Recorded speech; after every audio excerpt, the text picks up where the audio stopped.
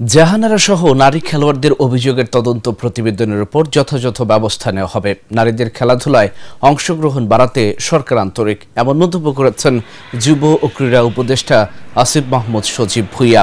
দুপুরে সাভারের বিকেএসপিতে যুবদের আত্মরক্ষামূলক মৌলিক প্রশিক্ষণ প্রকল্প উদ্বোধন অনুষ্ঠানে তিনি কথা বলেন। আসিফ মাহমুদ আরও বলেন, বিপিএল ম্যাচ ফিক্সিং নিয়ে তদন্ত চলমান। যাদের বিরুদ্ধে অভিযোগ এখন পর্যন্ত প্রমাণিত হয়নি তাদের খেলতে কোনো বাধা নেই, তবে খেলোয়াড় সহ ফিক্সিং কাণ্ডে জড়িত সকলকে বিচারের আওতায় আনা হবে।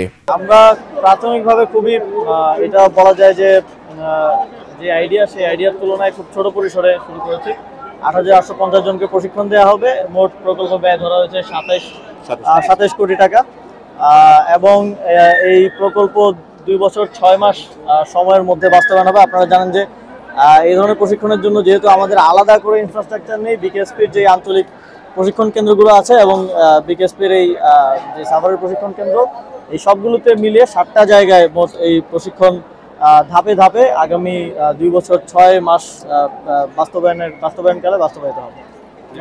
যেভাবে খেলার কথা বলেছে, আমার মনে হয় একটু মিসকমিউনিকেশন হয়েছে। বিসিবির সাথে যখন আমি কথা বলেছি, ওনারাও বলেছেন যে ওনারাও চান না যে যারা ফিক্সিংয়ের সাথে জড়িত এবং সেটার ব্যাপারে প্রমাণ পাওয়া গেছে তারা কোনোভাবে যাতে না খেলে। কিন্তু অভিযোগের ব্যাপারে অভিযুক্ত হলেই তো আপনি কাউকে আসলে বাদ দিতে পারবেন না, অবশ্যই সেটা প্রমাণিত হতে হবে এবং প্রাথমিক প্রমাণ পেতে হবে শাস্তি দেওয়ার জন্য।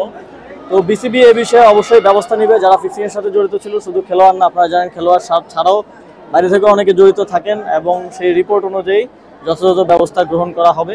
এবার তদন্ত কমিটি যেহেতু হয়েছে, এই বিষয়ে আমার মন্তব্য করা ঠিক হবে না। তদন্ত কমিটি নির্ধারিত সময়ের মধ্যে তাদের রিপোর্ট দাখিল করবে এবং সেই অনুযায়ী বিসিবি এবং প্রয়োজনে জাতীয় পর্যায় থেকে যদি কোনো ব্যবস্থা নিতে হয় আমরা যথাযথ ব্যবস্থা গ্রহণ করব। আমরা চাই যে ক্রীড়া ক্ষেত্রে, সকল স্পোর্টসের ক্ষেত্রে এটা নারীদের জন্য নিরাপদ হোক এবং আমাদের নারীরা যেন আরও বেশি স্পোর্টসে অংশগ্রহণ করতে পারে। আপনারা দেখেছেন যে আমাদের তারুণ্য উৎসবের আওতায় আমরা প্রায় 850 নারীদের ফুটবল ম্যাচ আয়োজন করেছি সারা দেশে। এর থেকে বোঝা যায় যে আমরা নারীদেরকে স্পোর্টসে আরও বেশি অন্তর্ভুক্ত করতে চাচ্ছি এবং তাদের জন্য ক্রীড়া ক্ষেত্রকে আরও বেশি নিরাপদ করার জন্য আমরা সবসময় বদ্ধপরিকর থাকি। আপনারা হয়তো জানেন যে আমাদের বিএনসিসিতে এর থেকেও আরও অ্যাডভান্স লেভেলের ট্রেনিং দেওয়া হয় এবং পৃথিবীর বিভিন্ন দেশে বাধ্যতামূলক সামরিক প্রশিক্ষণের বিষয়টা ইতিমধ্যে প্রচলিত আছে।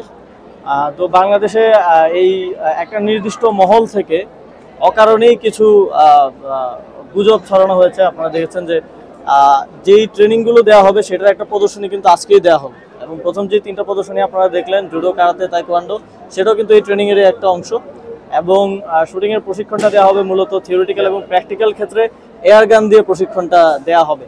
এটা আমাদের তরুণদের সক্ষমতা বৃদ্ধির জন্য, আপনারা জানেন যুব ক্রীড়া মন্ত্রণালয় 18 থেকে 35 বছরের তরুণদের সক্ষমতা বৃদ্ধির জন্য, দক্ষতা বৃদ্ধির জন্য বিভিন্ন ধরনের প্রকল্প গ্রহণ করে থাকে। এর মধ্যে ইতিমধ্যে চলমান আছে ড্রাইভিং প্রকল্প আছে, আমাদের কম্পিউটার প্রশিক্ষণ প্রকল্প আছে, আমরা আর্টিফিশিয়াল ইন্টেলিজেন্সের উপরে প্রশিক্ষণ প্রকল্প হাতে নিয়েছি।